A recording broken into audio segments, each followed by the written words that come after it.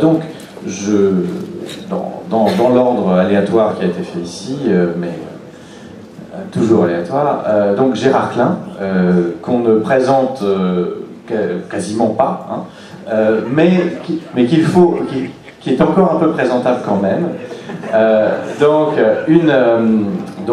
Voilà, un des esprits de la science-fiction française, et qui, pour la table ronde ici présente, parlera de Jury comme de l'ami, mais aussi et surtout comme de l'auteur qu'il a contribué, qu'il a révélé avec la publication du Temps incertain dans la collection Ailleurs et Demain. Et c'est notamment cette synergie entre une collection et un auteur qui avait déjà fait ses premières armes, mais qui avait besoin là d'un soutien que nous questionnerons notamment tout à l'heure. Natacha Vazder, qui est universitaire, qui s'occupe activement de la mémoire de Michel Jury, notamment une des dernières publications, les carnets chronolytiques de Michel Jury, qui donc reprennent des textes de la main de Jury, des textes c'est plutôt le Jury intime, voilà, c'est autobiographique, voilà, et qui donc a consacré une partie de sa carrière, de ses recherches à Michel Jury de manière extrêmement active, et notamment qu'il a accompagné dans finalement l'établissement d'un héritage dont nous parlerons tout à l'heure, avec notamment les amis de Michel Jury. Mais voilà, nous aurons le temps d'en parler longuement. Et elle a notamment abordé Michel Jury dans son ouvrage Ces Français qui ont écrit demain, que vous pourrez retrouver tout à l'heure. Donc voilà, nous en parlerons éventuellement s'il y a besoin. Raphaël Granier-Cassagnac, écrivain, également, il me semble, scientifique de haut niveau, mais ça n'est pas tellement ce qui nous intéressera aujourd'hui, hein, parce que sinon nous serions évidemment bien vite perdus, mais il est possible que c'est la réflexion sur la nature de la réalité et de la matière qu'il peut poursuivre dans ses travaux de physique, soit pertinent dans le cadre de nos réflexions sur justement les réalités fort mouvantes de Michel Jury.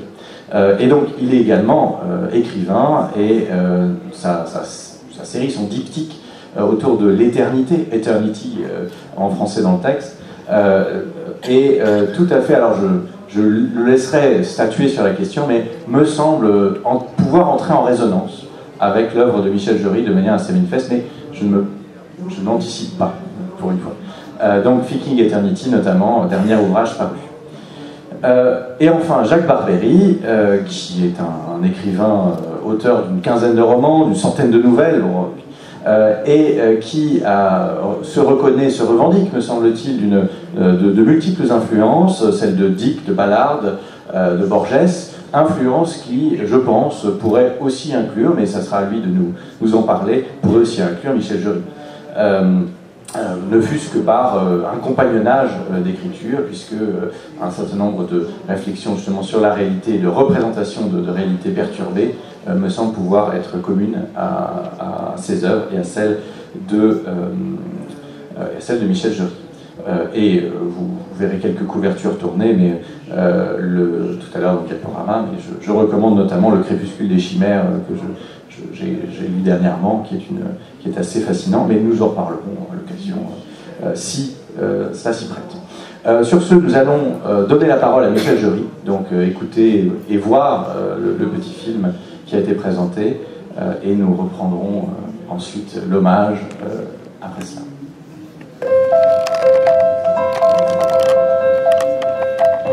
Michel Jury, un des plus grands auteurs de science-fiction, est décédé en janvier 2015. Originaire de Dordogne, c'est un écrivain du futur et du terroir. Voici des images d'archives. Se poursuivait, cette évolution, un certain nombre de phénomènes actuels se poursuivaient, et en particulier la concentration capitaliste.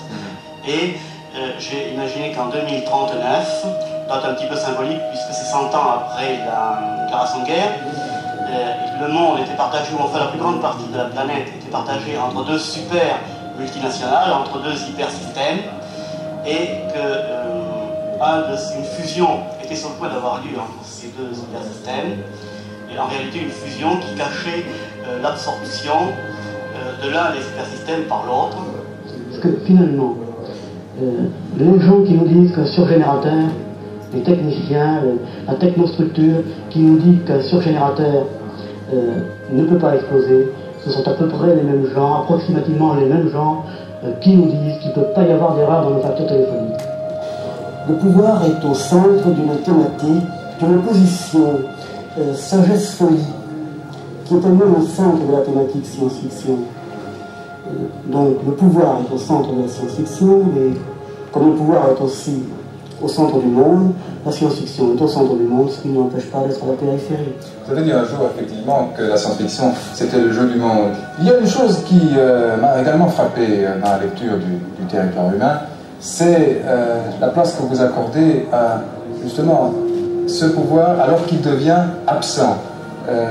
Les citoyens eux-mêmes se plaignent de l'absence de pouvoir. Ce n'est plus un pouvoir qui est oppressif par les pressions qu'il exerce sur les individus, mais au contraire parce qu'il n'est pas là. Oui, les absents ont toujours tort. Et c'est quand le pouvoir est absent, il paraît absent, qu'on s'aperçoit qu'il avait tort et qu'on commence à l'attaquer.